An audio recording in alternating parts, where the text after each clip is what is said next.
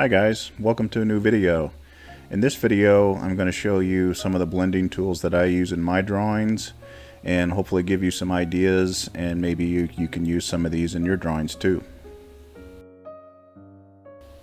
So first I'm using a 6B pencil just to lay down a little graphite that we can use a little bit later with the blending tools.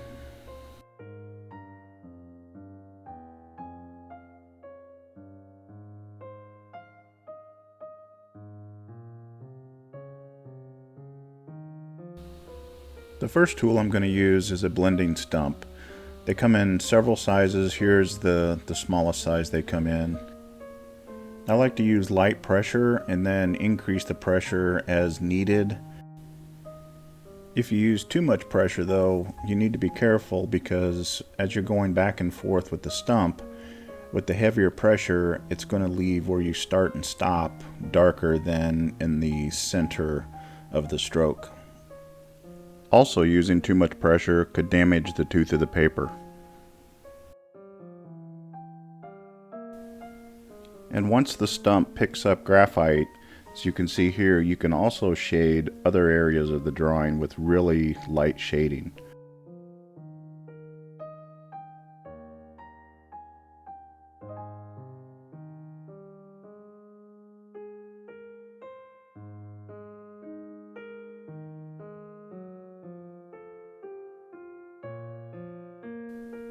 The next blending tool I use is a soft paintbrush.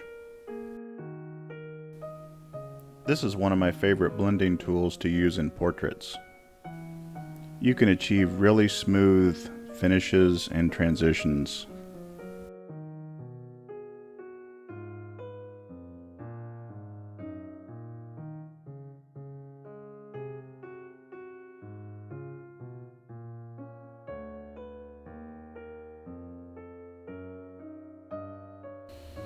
Next up is a cotton swab.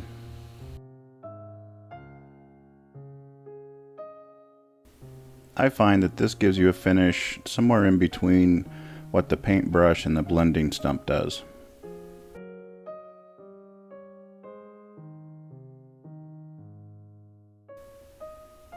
Next up is a soft paper towel. I've found that the thicker, higher quality paper towels work best. You fold it over your finger and use the tip of your finger to do the blending. You don't have as much control in smaller areas when blending this way, so I would use paper towels in larger areas. You can fold the paper towel into a small point, but it still doesn't provide the accuracy as a blending stump does.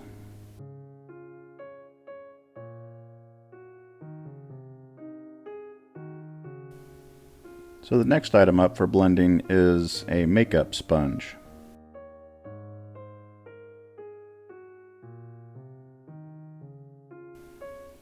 As you can see, the surface here gets a lot lighter, so the sponge is actually picking up the graphite, so you'd have to have a lot of graphite laid down to do effective blending with this tool.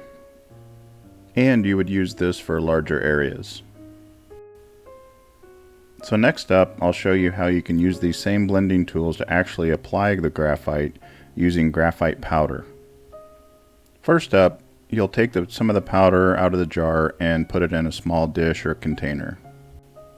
You'll want to be careful doing this because this stuff is really messy. So first up is the blending stump. You dip it lightly in the powder, and then you can take it over to the paper and use light pressure and use strokes going one direction. As you can see, using the graphite powder, it gives you much darker results than using the graphite pencil. And you continue to use light strokes, blending in one direction to get the results that you're looking for.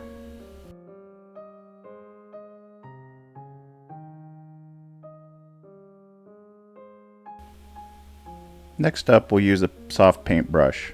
As you can see here, I'm using a little bit larger brush than I did with the graphite pencil. You dip it in and then tap the edge of the container to get the loose particles off. And then you take it over to the paper and use light strokes to blend. And even with the tapping on the container to get some of the loose particles off, you can see here you still get some loose particles. So you just have to be careful when applying graphite this way, because it is pretty messy.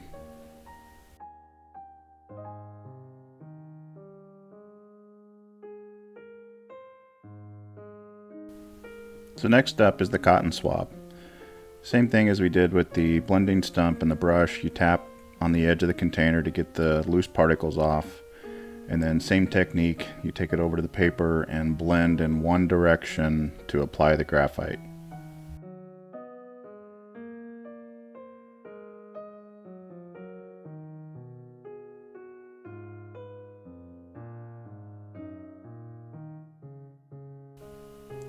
So now we'll move on to the paper towel.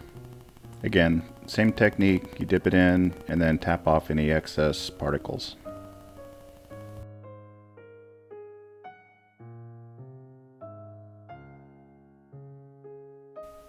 As you can see here, the paper towel doesn't give you as smooth a surface as the brush did.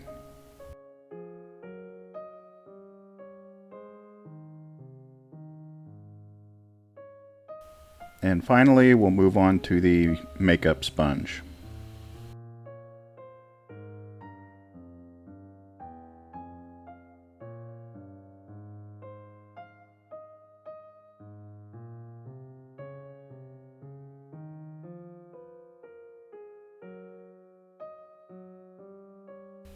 So overall, my thoughts on the graphite powder is I really like how dark and smooth of a finish you can get.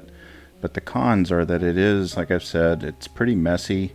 But hopefully you found this video helpful, just showing a couple different ways that I blend. And thanks for watching, and we'll see you on the next video.